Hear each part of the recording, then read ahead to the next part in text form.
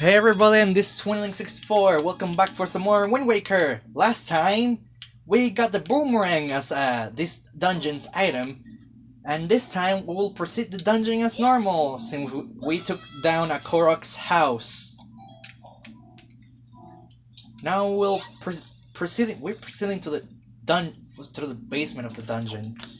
Actually, I just realized this dungeon is also short, which brings me another thing. Wind Waker dungeons are not long. They're very short. I wish I had more dungeons, but it's not like Wind Waker is gonna have like a sort of like a third release, because I know it released for Wii U, and Twilight Princess had too many re-releases. Well, like too many remakes, sort of. Like for the Wii, you actually use the Wii remote to swing your sword, which was the same in Skyward Sword, but the controls in Twilight Princess and the Wii feel a bit better than Skyward Sword, which is really weird. So I'm assuming the re-release, like a sort of remake-ish for Twilight Princess for the Wii was like probably a bit after Skyward Sword, which I wouldn't be surprised, because I really feel like the controls on the Wii for Twilight Princess are better. But I say that, and somehow someone in the comments are gonna be like, "That's alright, Wii motions suck. Everyone knows it." I know I'm gonna be like told of that in the comments, but I don't find motion controls that hard. It's just take patience.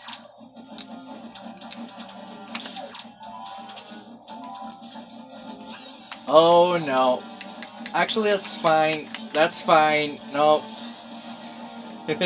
Well, I just got grouped by these plant monsters. Jeez.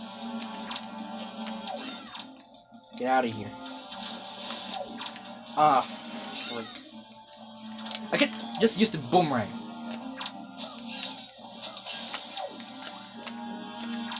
The boomerang makes this guy so much easier. I don't know why I go for the old style. Okay. Huh. This dungeon, well, as every dungeon has 2 treasure shards. And I think this one already has one. This room is optional. Yeah, this room is optional. Which doesn't show up, like optional rooms in dungeons in Wind Waker aren't common either. So that's a new one, unlike Ocarina of Time.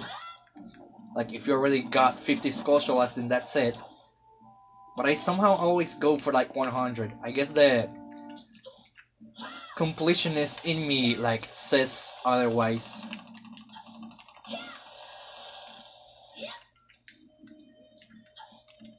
And unlike last time, I'm finally showing how to use the shafts properly, the elevator shafts properly.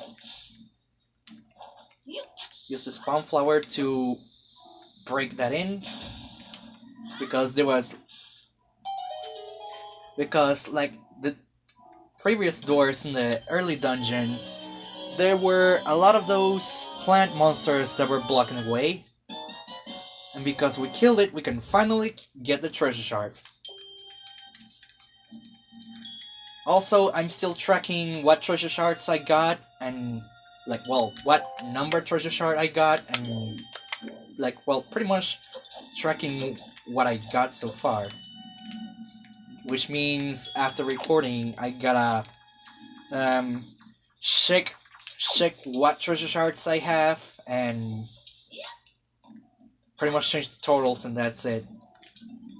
If not, I can just check back on the totals that I had last recording session, which was felt like a million years. I don't know what is it with me, but I feel, well, I'm pretty sure maybe someone feels nostalgic just because I'm playing Wind Waker. But it's like nice to look back at old games, not just new ones. Because it kind of fills you with nostalgia. Just like, it's like, it kind of goes to show off that it's good for its time, even though I pretty much said at the intro, well, the very first episode, that people didn't like Wind Waker for its cartoony style, which is very odd.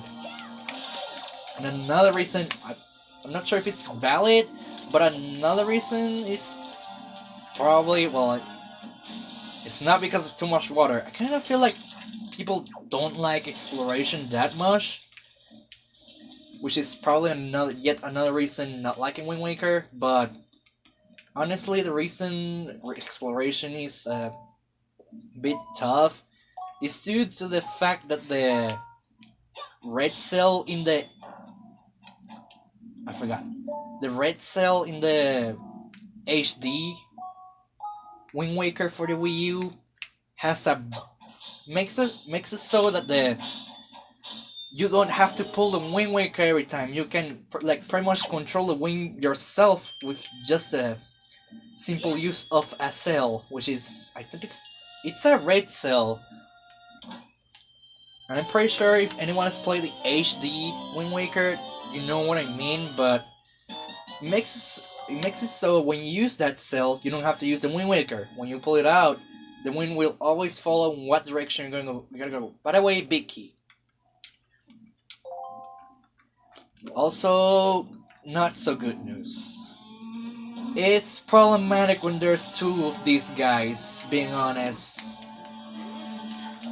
Because, well, for one, well, they do damage to the cells, but for one, they do a lot of damage.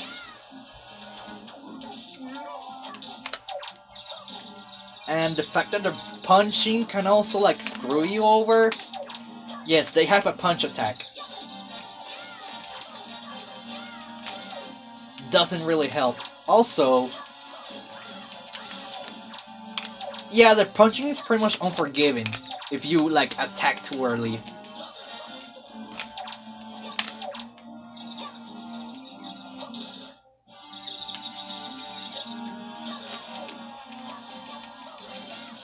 Ah, there you go. Remember that the spin attack is stronger than any of the attacks you have, but sometimes you can't really rely on it on every single time you use it, because it could also screw up with your tempo. Also, collect any drops from monsters. Doesn't matter if you have too many of them, just keep collecting them, because you can also sell them at battles if you're short on cash. Yes, I said I call rupees as a normal term in money. Because for one, later in the game, you're gonna have to spend a lot of rupees. Not giving any spoilers, because of course, when you're playing the game, you don't simply just yell what you're gonna have to do in the future. I can just jump in the water and stick in the platforming. What I'm saying is, don't do too much right now, because if you do too much, you're gonna have your wallet full, and chances are you might have to grind for rupees later.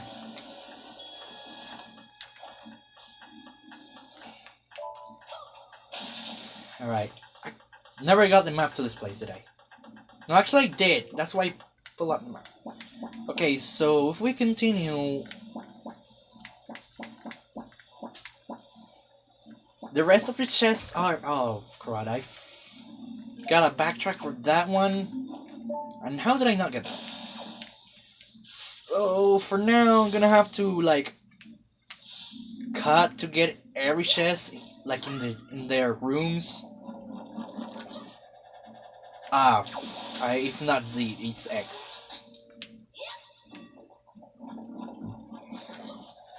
because okay, I'm gonna get every chest in dungeon. There is no, I don't want like anyone to miss on anything. But of course, if you only want to focus on the treasure shards, then that's fine. Because as far as I know, the rest of, and there's only one small key to this dungeon, which is funny. And two,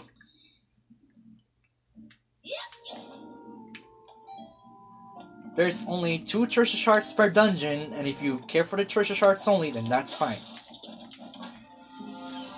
This is gonna be red root. Ouch. Okay, so the next one is gonna be the next one.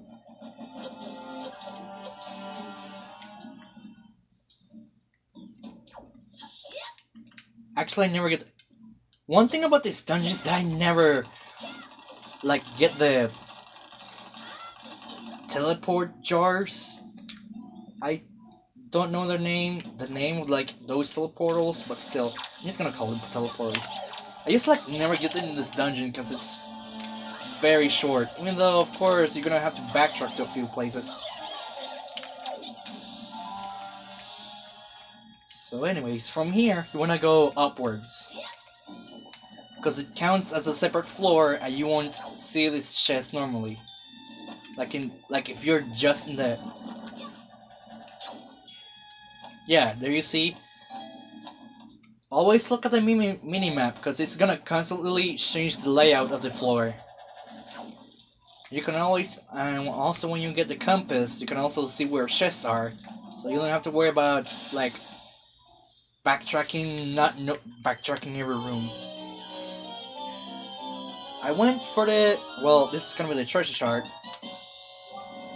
I went for the treasure shard first because that's most important. The rest of the treasure chests are probably gonna be joy pendants and rupees. So you don't have to worry about those. 1 to 4, I'm just missing the 1 to 4 floor. And, wait, what? Missing one there. Where is that? Oh, wait a minute. It's over here. This is why you always check the map.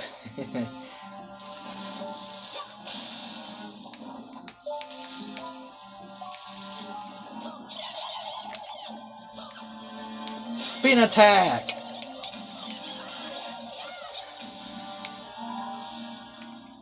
And remember that every attack you have in your arsenal are situational, so you can experiment as much as you like with any item to see if there's any fast way to get rid of some enemies, or like to stun them, like, well, pretty much like stun them and then get rid of them.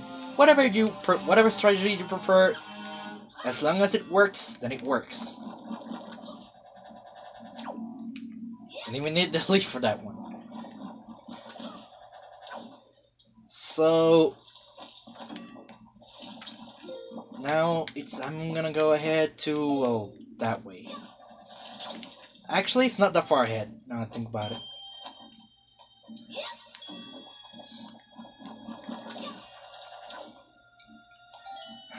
But I'm pretty sure I'm gonna have to cut too. So basically, next episode is gonna be the boss.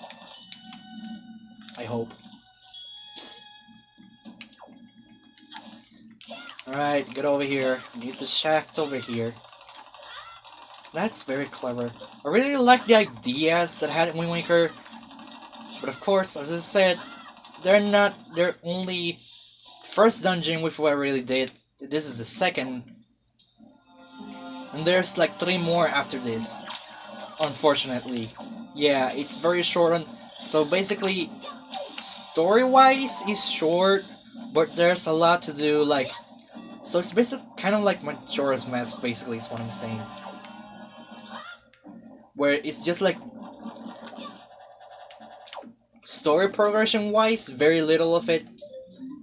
But side quests and such, oh boy. Just a lot of exploration in general.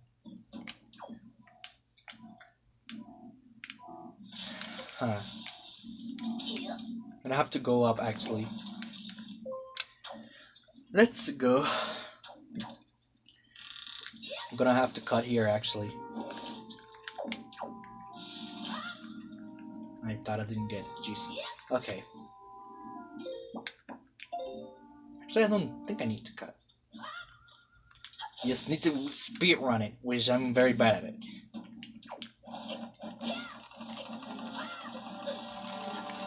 Get out of here. Also, keep collecting golden feathers, cause you'll need them for Dragon Roost. You need at least 20 of them, which I don't think I have that many. Oops. Yikes. That's very bad. So I guess I'll be grinding-ish. Get out of here. Oh, I didn't know you can just stun him. Well, I should know better because boomerangs do that.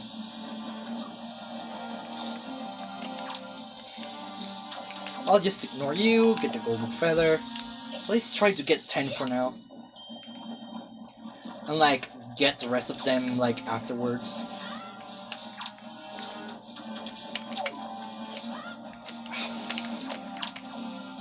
They're so annoying.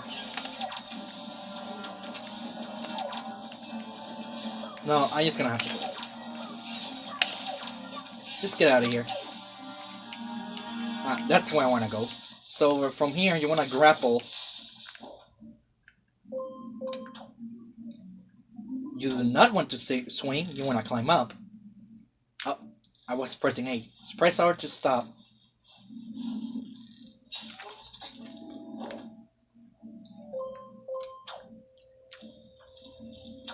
Once again, stop. And you need to wait for this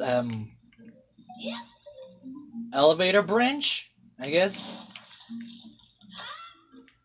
And your patience will be rewarded with a joy pendant.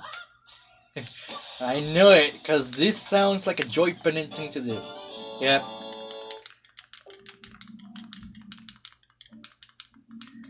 I knew it. Jeez. Okay, so I guess next time on Wind Waker, gonna finish it off. So next time on Wind Waker, we'll be taking on what I hope is the boss of the dungeon. Oh, ouch. Where did I even get her from? Okay, so this is the room. I'm literally stopping where I stop exactly. Wow.